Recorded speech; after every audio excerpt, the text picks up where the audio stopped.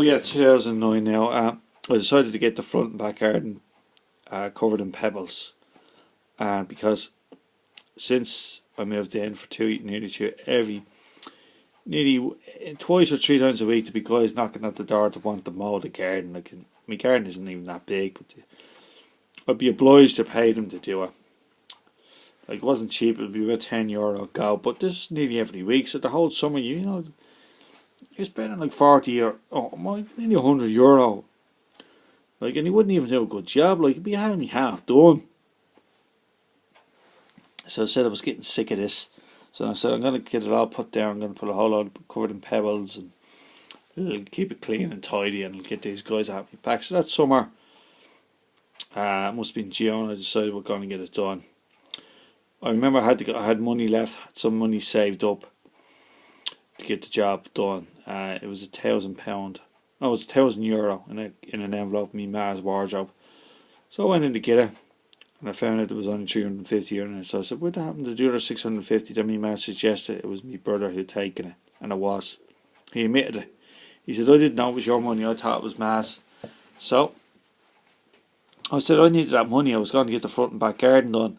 I had to buy a lot of stuff. I said, you owe me €650. So he said, oh yeah, I know.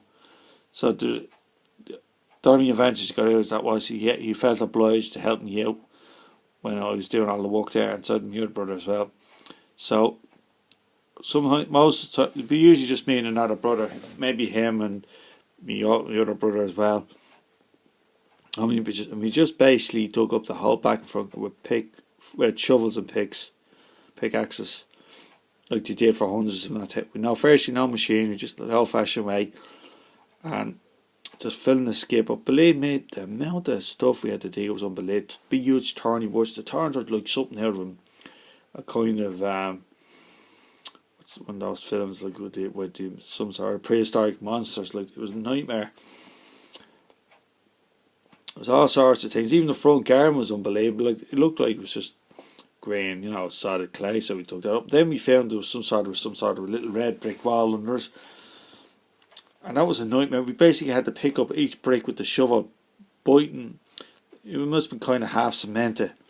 Dig the shovel in. It was a nightmare. The amount of clay, it was so uneven. It was like digging two mountains, one mountain in the backyard, but then you had all sorts of obstacles, thorny bushes. There was a few paving slabs in the back, which weighed a ton each.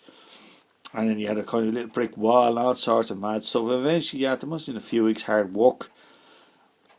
We got nearly everything done. Then when we were nearly finished, my brother said to me, you're only going to need a small skip for the rest of the work you got left in the front garden. Now, I'm no expert. I was trying to say to him, I think we'll need much more than a small skip. In fact, if anything, we'll need a large skip, not even mind the needle.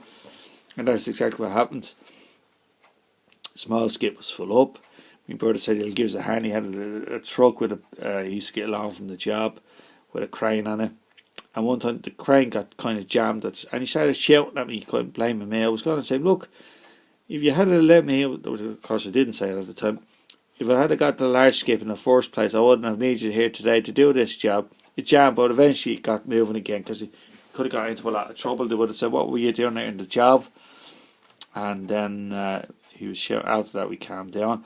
And then there used to be a dog in the area. He must have passed away from cancer, so he was old, the dog was. But he used to always do his business right outside my front gate in the green. And he happened to be there when the crane jammed with the bag skip full up, when my brother was putting it on the truck. And it was a spare skip bag. We had to put the rest of the rubbish in because the other skip was full. And he thought the thing could have just literally fell on top of the dog. I had to fall. And eventually we got that done. I used to have to get membrane, go down on the bus, put it all down. Oh, then we did use one machine. We had to use a whacker to try and level the front garden. It was that one, even with all the hard work. That was about the only machinery. Maybe my brother put membrane down, then we put the pebbles down. Actually, I had to walk for miles to get the pebbles. The bus normally would always pass me, but this side the bus, and I wasn't on strike, so I walked all along the bus. Never one passed me. I must have walked at least 5-6 miles that day, Then I had to go up the back roads. It was like going into the mountains and the hilly area. Eventually I got the pebbles. I had to pick, the pebbles they had weren't a great choice. I basically picked the best out of a bad lot, and I had to make do with it. The only good thing was the driver happened to be going the way out in the route, and the way back he gave me a lift. I got the bus eventually back home. I forget how many ton I ordered of pebbles, and we covered it all. Eventually we got it done. It was nice and neat and tidy and looked like brand new, and it's still there to this day. You know, you still have to kind of look after it, pick up bits of weeds. There's always going to be a few weeds to get through and make it tidy, and pick up bits of rubbish that the kids or whatever throw into the garden. So that was the summer 2009.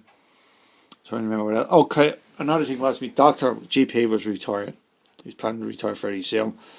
I got really worried because he was supplying me sleeping tablets.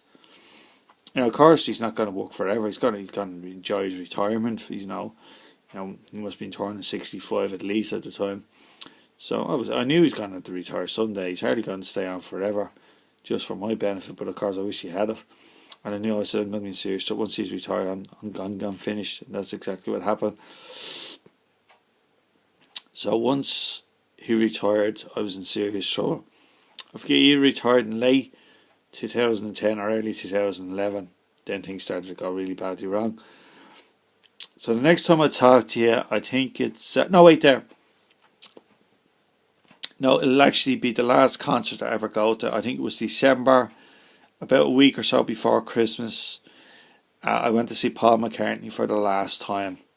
But this time I was on my own and I could see the full concert.